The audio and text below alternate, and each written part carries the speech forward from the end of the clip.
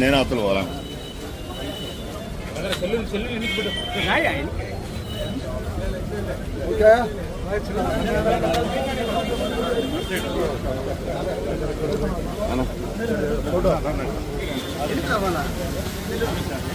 నీకు కర్దు గొప్పరా okay sir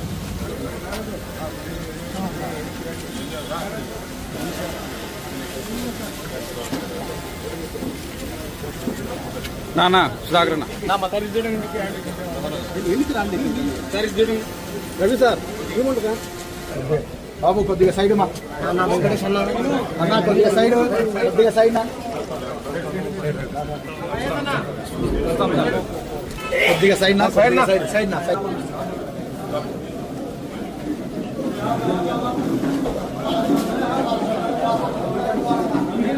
concept side sir ఒక్క నిమిషం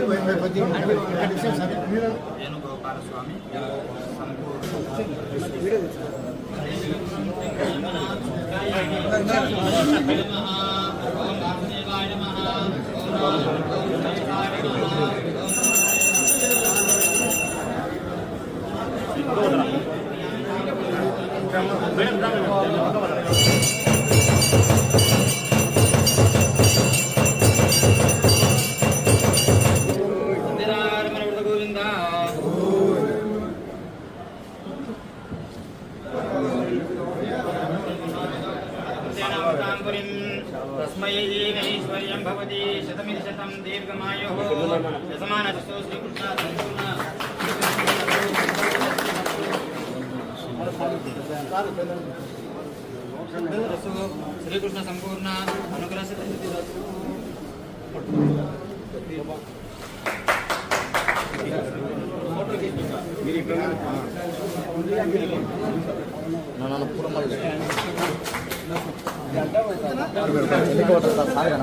కనపడాలి. Okay sir okay sir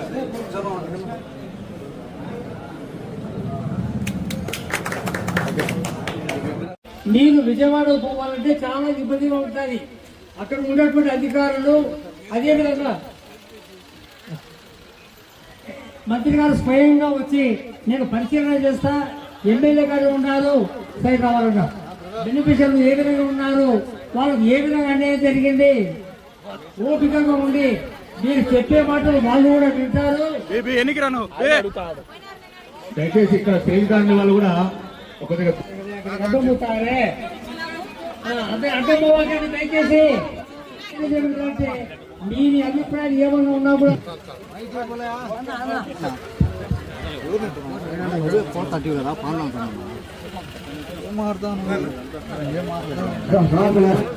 Parthasarathi గారు వీళ్ళందరికీ అర్జీలు తహసీల్దార్కి ఇచ్చి తహసీల్దారు ప్రతి ఇంటికి పోయి పేదవాడా కాదని చూసిన తర్వాత అతను పేదవాడనే ఇల్లు ఇచ్చే కార్యక్రమం గతంలో జరుగుతుంది.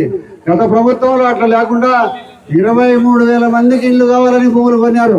23,000 మంది పొద్దుటూరులో ఎక్కడున్నారు పేదవాళ్ళు?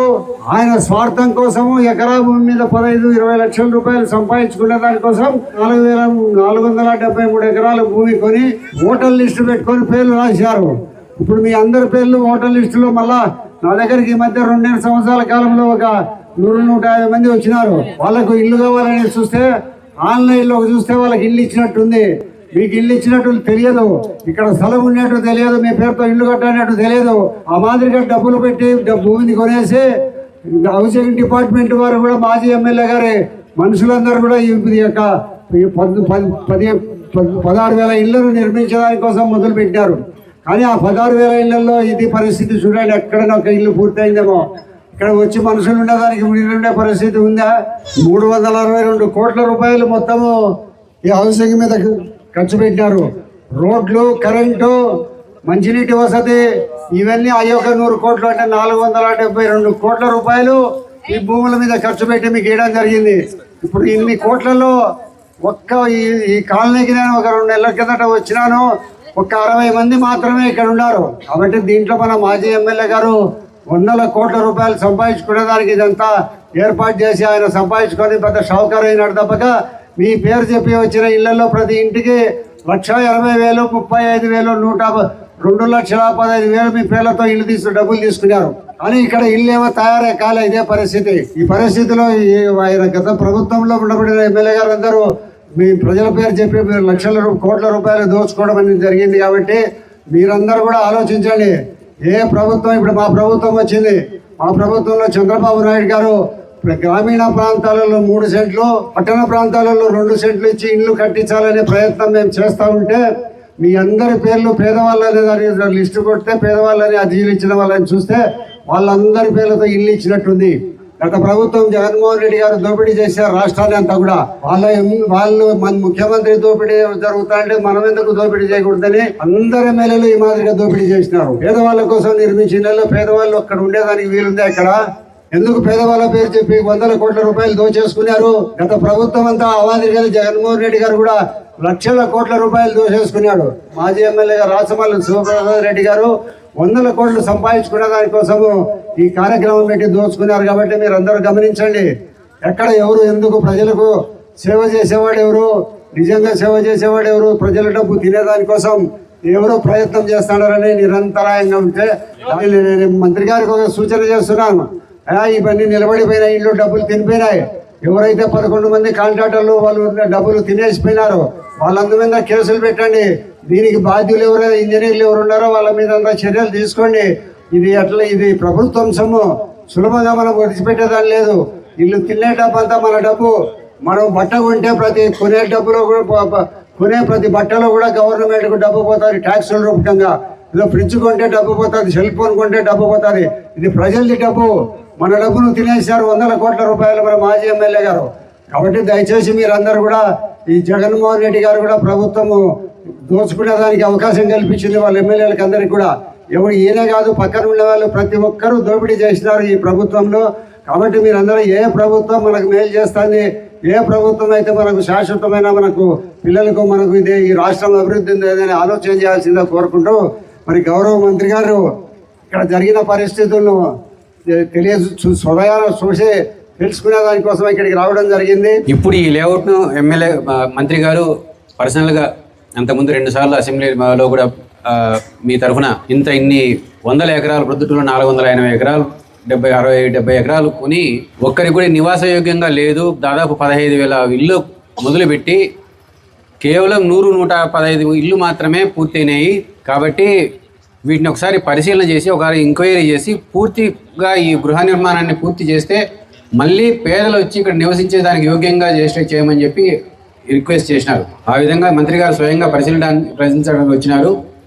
ఇక్కడ ఆల్రెడీ ఆర్ఎండ్బి గెస్ట్ హౌస్లో వాళ్ళ అధికారులతో వారు మొత్తం నివేదిక అంతా తీసుకున్నారు. వాస్తవ పరిస్థితులు కూడా చూస్తున్నారు. సో మన ఈ జరిగిన పొరపాటు అయితే జరిగిపోయింది. గతంలో తిన్నారు, మరి తిని పోయినారు. కానీ పేదల పేర్లతో రికార్డులు ఎంటర్ అయిపోయినాయి, ఆన్లైన్ రికార్డ్స్ ఎంటర్ అయిపోయినాయి. ఈ తప్పులు జరిగిన వాటిని అన్ని రెక్టిఫై చేసి గతంలో చేసిన దోషులు శిక్ష విధే ఒకవైపు అయితే, రెండో వైపు మొత్తం దీన్ని పునరుద్ధరించి ఈ కాలనీని నిర్మాణం చేసి దానికి కావాల్సిన తక్కువ వచ్చిన డబ్బులను పూర్తి చేసి ఇళ్ల నిర్మాణం పూర్తి కావడమే కాకుండా ఇక్కడికి రోడ్లు, నీటి సౌకర్యము, ఇట్లాంటి కరెంటు సౌకర్యం ఇలాంటిని కల్పించి ఇక్కడ ప్రొద్దుటూరు హౌసింగ్ నిర్మాణాన్ని పూర్తి చేయవలసిందిగా మంత్రి గారిని అర్థిస్తూ ప్రజలందరి తరఫున కోరుకుంటున్నా. నాకు తెలిసి శాసనసభలో ఎక్కువ వయసున్న యువకుడిగా పనిచేసే పెద్ద ఆయన వరదరాజు రెడ్డి గారికి, ఇక్కడికి విచ్చేసిన ప్రజాప్రతినిధులు, నాయకులు, అధికారులు, విలేకరులు అందరికీ నా హృదయపూర్వక నమస్కారాలు. వరదరాజు రెడ్డి గారు నేను కనపడినప్పుడల్లా ఈ ప్రొద్దుటూరు సమస్య గురించి, ఈ ఇళ్ల సమస్య గురించి, ఇక్కడ జరిగిన దోపిడీ గురించి చెప్తూ వస్తూ ఉన్నారు.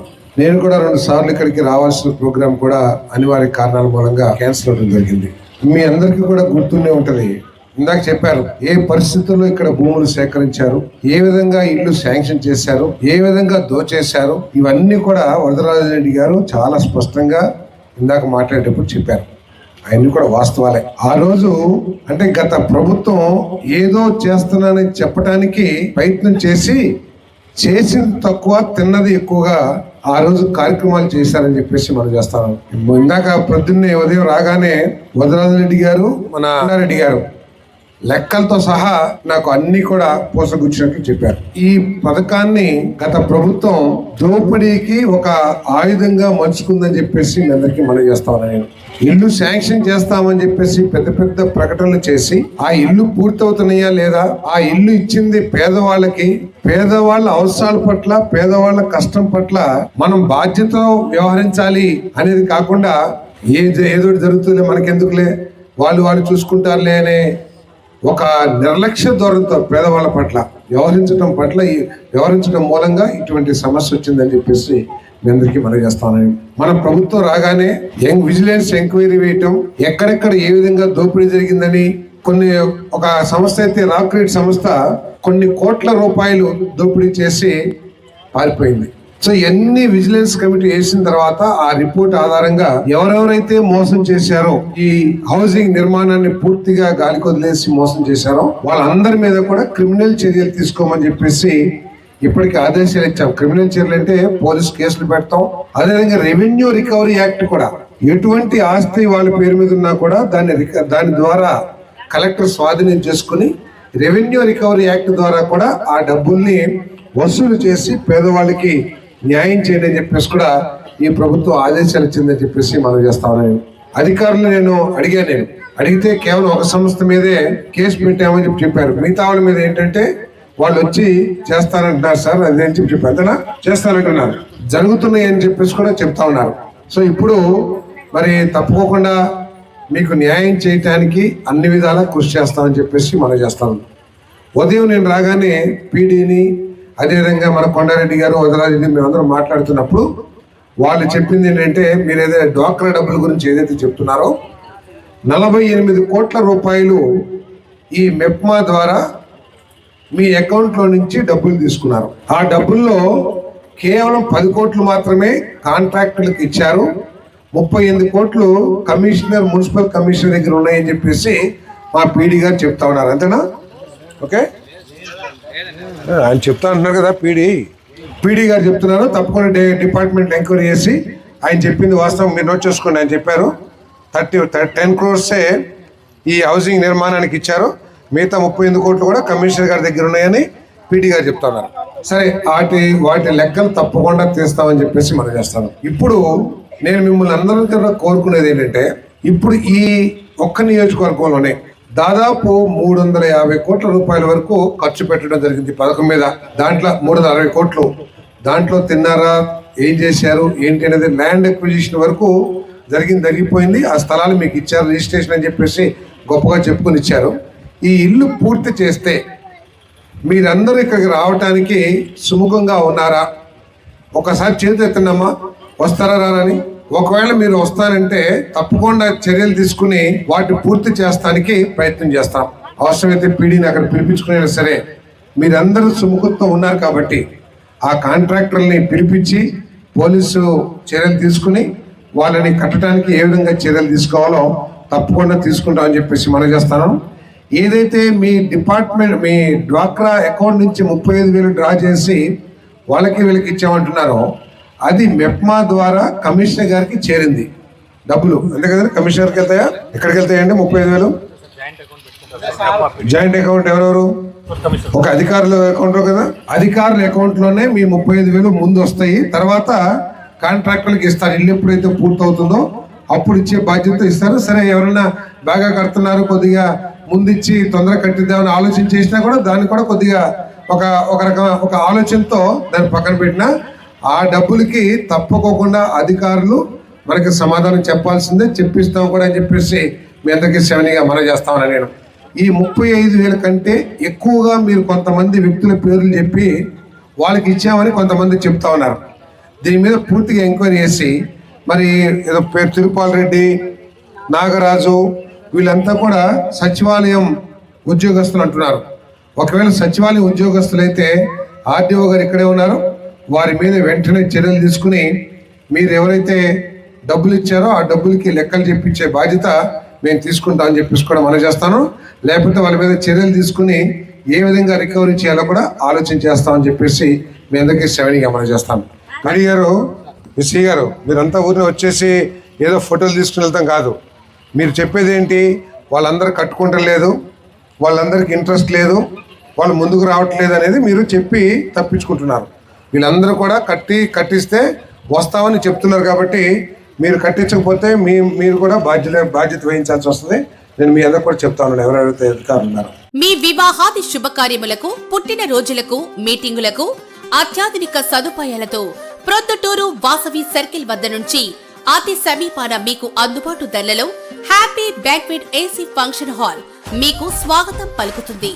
మా ఫంక్షన్ హాల్ నందు వంట సామాగ్రి మరియు విశాలమైన కార్ పార్కింగ్, అతి తక్కువ మెయింటెనెన్స్ ఖర్చుతో ఏ ఫంక్షన్ అయినా మా happy banquet AC function hall నందు జరుపుకొని ఆనందాన్ని పొందండి. బుకింగ్ కొరకు సంప్రదించండి. మా సెల్ నంబర్ 9100600238 7799 000211.